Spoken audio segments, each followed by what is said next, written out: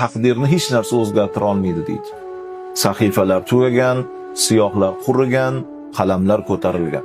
Illo deydi duo ta'sir qilishi mumkin ekan azizlar. Taqdiriga, qadarga duo ta'sir qilishi mumkin ekan. Bugungi kunda zakotimizni bersak, molimiz qoplanar ekan, jamiyat isloh bo'lar ekan. Undan tashqari bergan zakotimiz, bergan sadaqamiz sababli Alloh subhanahu va taolo taqdirimizda turgan baloni o'zgartirib yuborishi mumkin ekan. Mumkin ekan. Musa alayhissalomning oldilariga bir ayol keldi.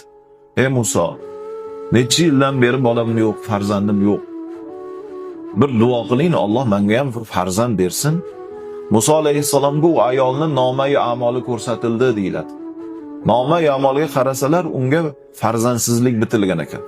Farzand ko'rmaydi bu ayol, tug'maydi degan nomai amalida turibdi. Nima deyishni bilmas ekanlar Musa alayhissalom. Sabr qiling desalar, nimaga duo